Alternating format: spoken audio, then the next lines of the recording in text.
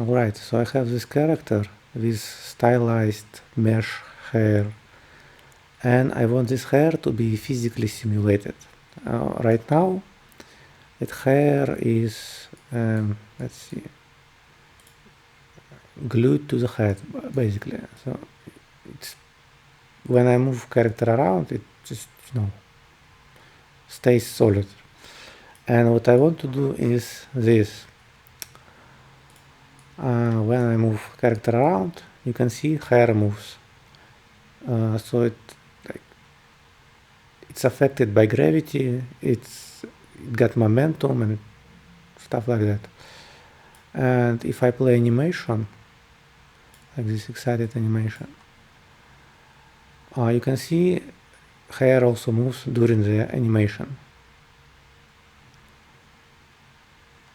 And also another example, similar.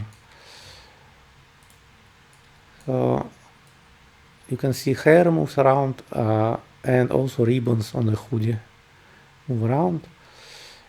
So let's do same thing with this character, villain, Rindo. There are 3 steps to this. First we create animation blueprint with rigid body simulation.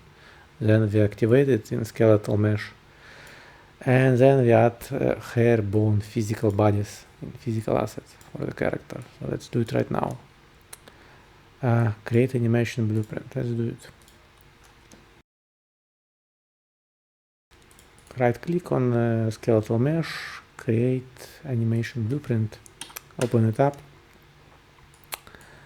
add rigid body node, and in this rigid body node we select physical body, physical asset, this one, default one that created by Unreal Engine when you import mesh.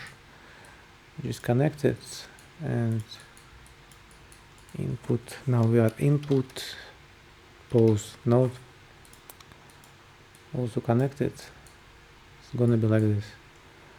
Compile, save. Okay.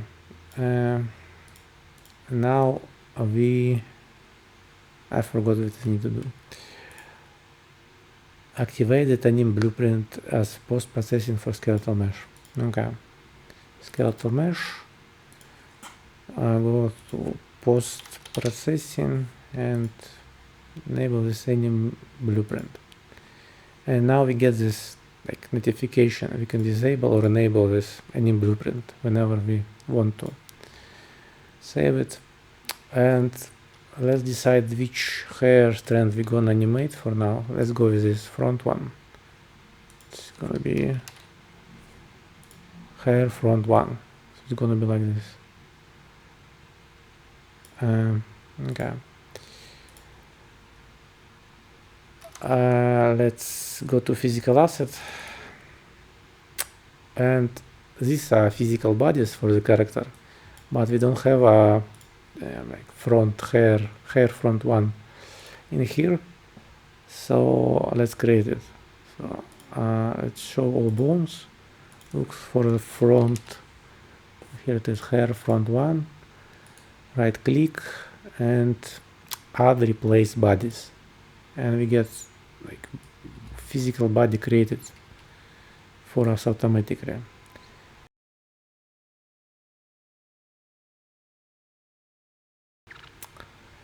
And let's see what we need to do is change physics type to simulated, and let's test it out. Actually, it's already kind of working. You can see it moving.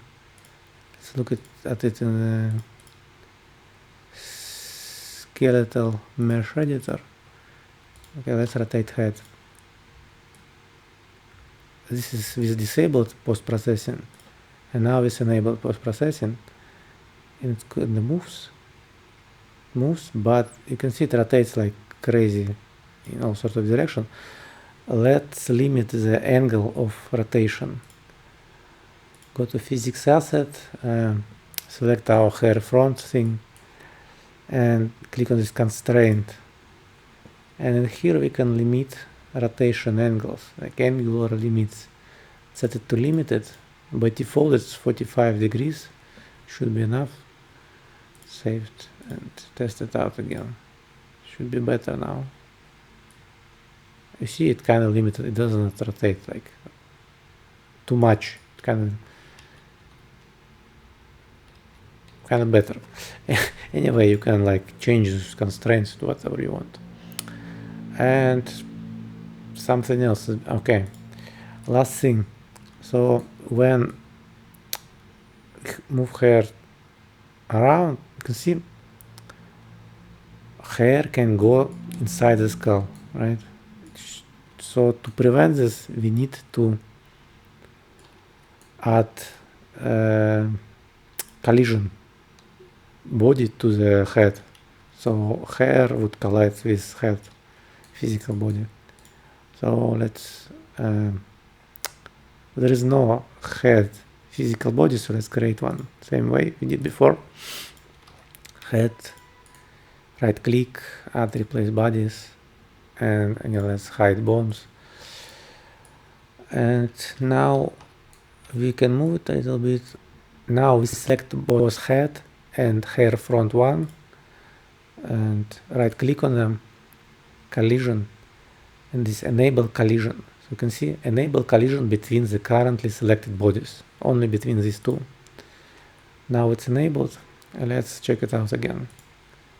Disable, enable, and see how it works. See, now hair doesn't go inside the skull. It collides, stops on the surface of the head. And that's it. Now it works. That's how you do it. Now you have to do same thing for every other like hair strand bone. It's annoying and boring, so good luck to you with that. And that's how you do it.